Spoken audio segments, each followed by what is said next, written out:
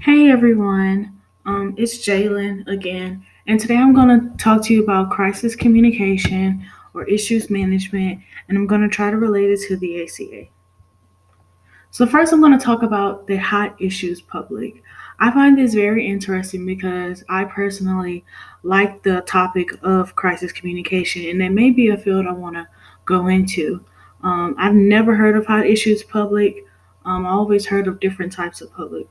So, Publix are, at first I thought Publix was found by the organization. Um, I thought you look at the organization and see what type of public they have, which can be aware, active, latent, or non public. However, Publix can also be found by the community. And this is where high issues public come into play because we look at the community, and the community pretty much tells us what type of publics we have.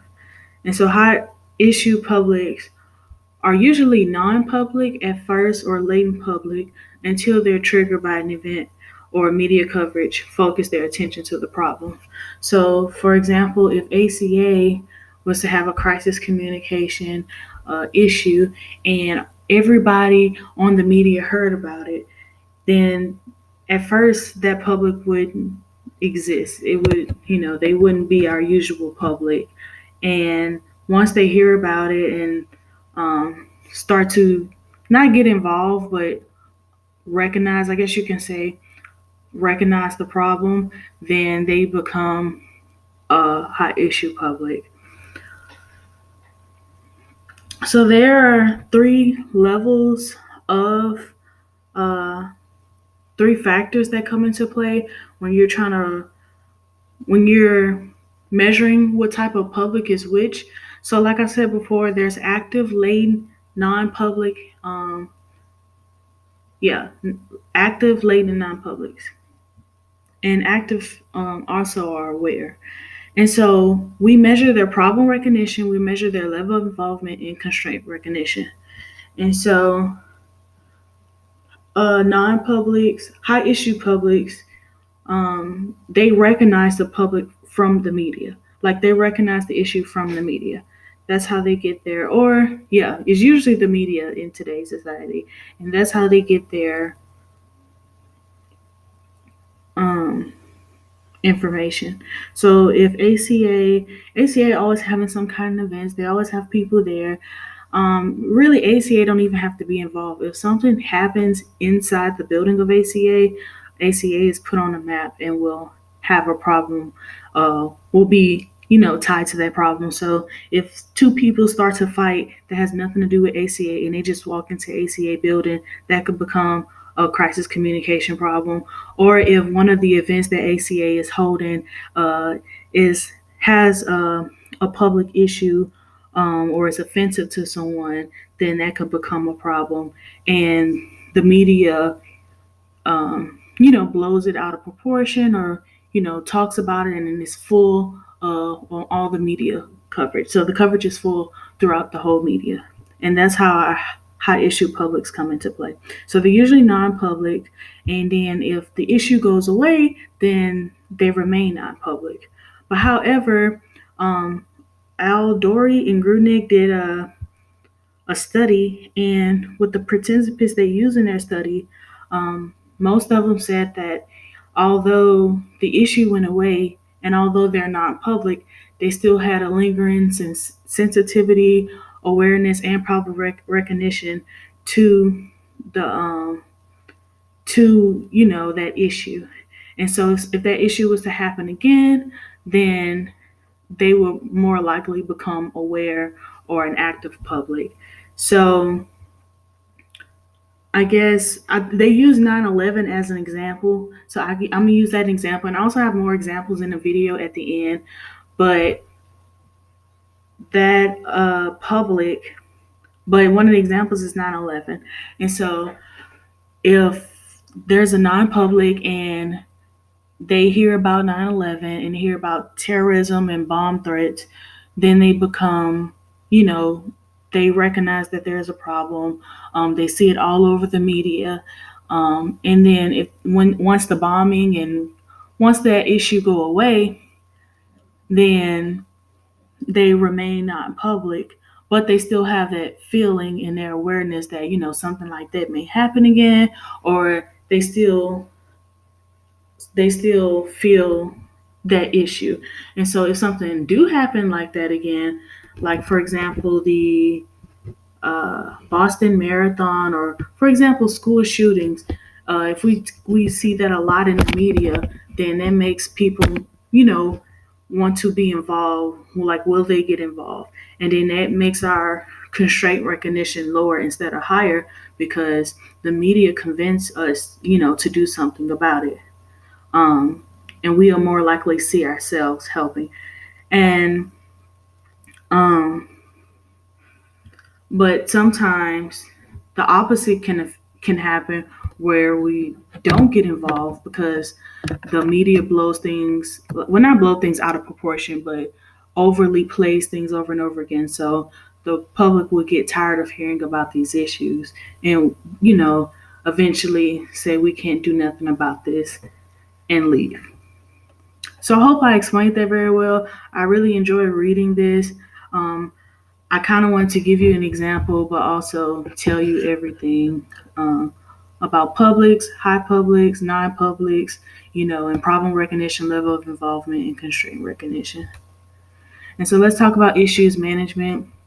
This article had a lot about issues management, but I thought that this was the most important. Everything else we either heard before, or ACA. Hopefully, ACA wouldn't have to deal with, because issues management is like you want to control the issue before it happens. Um, and crisis management is when the crisis already happened. The issue already blew up, and it's a crisis now, and so that would be crisis management. But ACA, every company, even people with their own brands, needs to um, needs to manage an issue before it turns into a crisis. So, according to this article, you need to look at these four identifying factors 12 to 36 months in advance. A lot of people do that also with, social media. A lot of companies, if they're working for a client, they look at their client's social media, they look at the comments people are saying, they look at what journalists and blog posts post every day about it. And that's kind of one of the things that made me want to be in PR. I actually saw this movie, a Christmas movie, and the girl was on the phone talking to a journalist saying, get my clients bad publicity out your newspaper. And they had to kind of come up with an agreement. And I thought that was so cool that she was able to do that for her client. So the first step is to identify potential problems in the relationship with the organization stakeholders. The second step is to segment the publics that respond differently to those problems. Thirdly is to identify the objectives for communications planning. And fourth is to evaluate the effects of those communication programs. And essentially, if you do those four things 12 to 36 months in advance, then you'll be on top of your game, and hopefully you won't have a crisis. Disney also did the same thing with EpiPens. At first, they didn't have EpiPens, and a lot of people, Disney sell food on their Universal, on their at Disney World and at Disneyland. And so you don't want people to have an allergic reaction, and the nurses or whoever won't get there in time or can't help them. So they sold I think they're selling EpiPens in their gift shops, or like in their stores. So if people do have an allergic reaction, they can buy it, or if they forget it in their hotel room, or if they forget it, back at home, wherever they travel from. And I just want to put a definition of public, because at first, when we look at publics, we forget that there's still a group of people, or they can be a group of people who face a common problem. Usually we see publics as, the media is a type of public. You have the government as a type of public, and, the different types of public. But it really could be any group of people who face a common problem. Lastly, I want to show you this video. That's probably why I'm talking really fast, so I can be sensitive to everyone's time. But I thought this video is good. It shows the top PR nightmares and what went wrong. And the man explains like if they had a great communication, a great issues management plan, then they wouldn't have to create a crisis management plan. And then if they also had a crisis management plan, things would have also went as bad. Companies get into problems all the time. In recent years, we've had BP, we've had United Airlines, we've had Toyota. And in each case, the companies made it worse for themselves.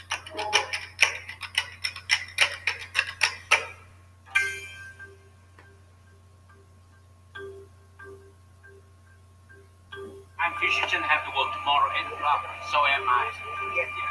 You can talk to me if you want to. The problem with United was the apology. The chief executive in a written statement said that he was sorry for having to re-accommodate a passenger. Now, that was inauthentic. No one uses the word re-accommodate in real life. It had clearly been lawyered. What they should have done is speak like a human being, recognize that they'd done something really bad to a customer and be truly, genuinely sorry for what had happened.